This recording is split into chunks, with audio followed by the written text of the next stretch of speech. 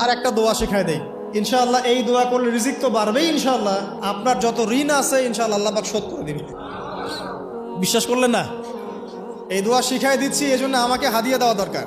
Specially আমাকে এখন হাদিয়া দেওয়া দরকার। এটা গুরুত্বপূর্ণ দোয়া শিখাই দিচ্ছি। আলী রাদিয়াল্লাহু আনহু বলেছেন, কোন ব্যক্তির যদি পাহাড়ের সমানও ঋণ থাকে, এই দোয়া যদি আমল করে আল্লাহ পাক ওই ঋণও শোধ করে দিবেন ইনশাআল্লাহ। ঋণ কেমন জানেন? ওই যে এখন মানুষ ঋণ নিচ্ছে 1 কোটি টাকা ব্যাংক থেকে, 2 কোটি টাকা ব্যাংক থেকে, হ্যাঁ, কত বছর, 10 বছরের জন্য, 20 বছরের জন্য বাড়ি করছে, তাই না? তার ধারণা এমন যে সে মারা গেলে তার ঋণটা কেউ না কেউ শোধ করে দিবেই দিবে, তাই তো? আর আল্লাহর রসুল কি বলছেন দেখেন, একজন মারা গেছেন, নবী সাল্লাল্লাহু আলাইহি ওয়াসাল্লামের সময় একজন মারা গেছেন। তো নবী করিম সাল্লাল্লাহু আলাইহি ওয়াসাল্লাম বলছেন, এই ব্যক্তির কি কোনো ঋণ আছে? একজন সাহাবী বলেন, হ্যাঁ ইয়া রাসূলুল্লাহ, তো ঋণ আছে। নবীজি বললেন, তোমরা ওর জানাজা পড়ো, আমাকে ডেকো না। তোমরা ওর জানাজা পড়ে নাও, আমি জানাজা পড়তে চাচ্ছি না। আমি এখন কেমন করে আপনাকে বুঝাবো ঋণ কত ভয়ঙ্কর জিনিস? আপনি যে ব্যাংক থেকে 3-4 কোটি টাকার লোন নিয়ে রাখছেন, লাখ লাখ টাকা লোন নিয়ে বসে আছেন, দিব্যি সুখে বসে আছেন, এমন চিন্তায় যে আপনার মৌত হবে না। আর নবী সাল্লাল্লাহু আলাইহি ওয়াসাল্লামের সময়ে একজন মারা যাচ্ছেন, তিনি বলছেন তোমরা জানাজা পড়ে নাও, আমি জানাজা পড়তে চাচ্ছি না। মানে ঋণগ্রস্ত ব্যক্তির জানাজাও তিনি পড়তেন না। তারপরে একজন এসে বললেন, ইয়া রাসূলুল্লাহ, আমি তার ঋণ শোধ করে দিব, তার যা ঋণ আছে আমি শোধ করে দিব। তখন নবী এসে জানাজা পড়লেন সাল্লাল্লাহু আলাইহি ওয়াসাল্লাম। তো আপনার এই কোটি কোটি টাকা ঋণ শোধ করার লোক তো রেডি আছে নাকি? আছে না? সমস্যা নেই, আপনার জানাজা পড়া হবে, আপনার মিলাদও হবে, আপনার একটা বড়সড় দোয়াও হবে ইনশাআল্লাহ। কিন্তু আল্লাহ পাক বলেছেন, শহীদ, আল্লাহর পথে যুদ্ধ করে শহীদ হয়েছে, এই ব্যক্তির আত্মাও ঝুলে থাকে যতক্ষণ পর্যন্ত না তার ঋণটা শোধ করা হয়। এবার বলেন আমি কি বুঝাবো আপনাকে? আর কিছু বলতে হবে? তো এখন সেই দোয়া শিখাচ্ছি আপনাদেরকে, যে দোয়া শিখলে আপনারা ঋণ থেকে বাঁচবেন ইনশাআল্লাহ। কত দিবেন বলেন? আচ্ছা, হ্যাঁ, এই তো, শুকরিয়া। দোয়া করবেন যেন আল্লাহ পাকের দিনটাকে আল্লাহর জমিনে প্রতিষ্ঠা করতে পারে।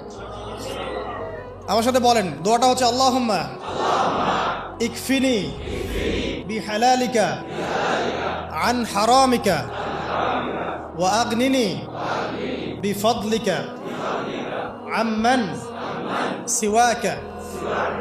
এই দোয়াটা ছোট না? এটা মুখস্থ করবেন, সেজদায় পড়বেন, নামাজের সেজদায় পড়বেন, আত্তাহিয়াতু দরুদ শেষ তারপরে পড়বেন, নামাজ শেষে হাত তুলে করবেন, যখন তখন শেষ রাতটা করবেন।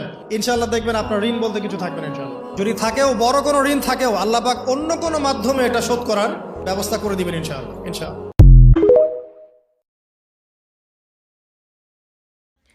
একা বসে আছেন, কালেমা তাইবা পড়েন। সমস্যায় আছেন, দুরূদ শরীফ পড়েন। বিষণ্ণতায় ভুগছেন, ইয়া হাইয়ুল ইয়া কাইয়ুম পড়েন। টেনশনে আছেন, ইয়া রাহিমু পড়েন। আরেকটা কাজ করেন, সবাইকে বেশি বেশি করে শেয়ার করে দেন, যাতে আমিও সোয়াব পাই, আপনারাও সোয়াব পান। আসসালামু আলাইকুম। আর একটা দোয়া শেখায় দেই ইনশাআল্লাহ। এই দোয়া করলে রিজিক তো বাড়বেই ইনশাআল্লাহ।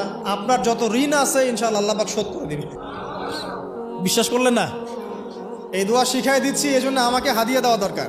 স্পেশালি আমাকে এখন হাদিয়া দেওয়া দরকার। এটা গুরুত্বপূর্ণ দোয়া শিখাই দিচ্ছি। আলী রাদিয়াল্লাহু আনহু বলেছেন, কোন ব্যক্তির যদি পাহাড়ের সমানও ঋণ থাকে, এই দোয়া যদি আমল করে আল্লাহ পাক ওই ঋণও শোধ করে দিবেন ইনশাআল্লাহ।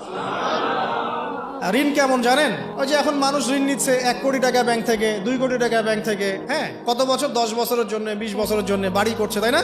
তার ধারণা এমন যে সে মারা গেলে তার ঋণটা কেউ না কেউ শোধ করে দিবেই দিবে, তাই তো? আর আল্লাহর রসুল কি বলছেন দেখেন, একজন মারা গেছেন, নবী সাল্লাল্লাহু আলাইহি ওয়াসাল্লামের সময় একজন মারা গেছেন। তো নবী করিম সাল্লাল্লাহু আলাইহি ওয়াসাল্লাম বলছেন, এই ব্যক্তির কি কোনো ঋণ আছে?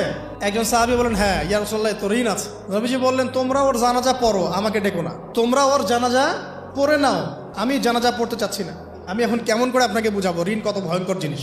আপনি যে ব্যাংক থেকে 3-4 কোটি টাকার লোন নিয়ে রাখছেন, লাখ লাখ টাকা লোন নিয়ে বসে আছেন, দিব্যি সুখে বসে আছেন, এমন চিন্তায় যে আপনার মৌত হবে না। আর নবী সাল্লাল্লাহু আলাইহি ওয়াসাল্লামের সময়ে একজন মারা যাচ্ছেন, তিনি বলছেন তোমরা জানাজা পড়ে নাও, আমি জানাজা পড়তে চাচ্ছি না। মানে ঋণগ্রস্ত ব্যক্তির জানাজাও তিনি পড়তেন না। তারপরে একজন এসে বললেন, ইয়া রাসূলুল্লাহ, আমি তার ঋণ শোধ করে দিব, তার যা ঋণ আছে আমি শোধ করে দিব। তখন নবী এসে জানাজা পড়লেন সাল্লাল্লাহু আলাইহি ওয়াসাল্লাম। তো আপনার এই কোটি কোটি টাকা ঋণ শোধ করার লোক তো রেডি আছে নাকি? আছে না?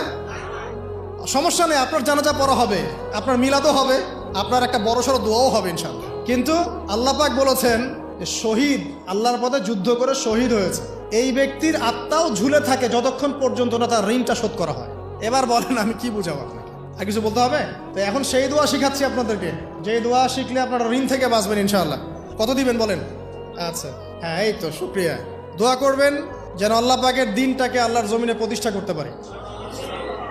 আমার সাথে বলেন, দোয়াটা হচ্ছে, আল্লাহুম্মা ইকফিনি বিহালালিকা আন হারামিকা ওয়া আগনিনি বিফদলিকা আম্মান সিওয়াকা।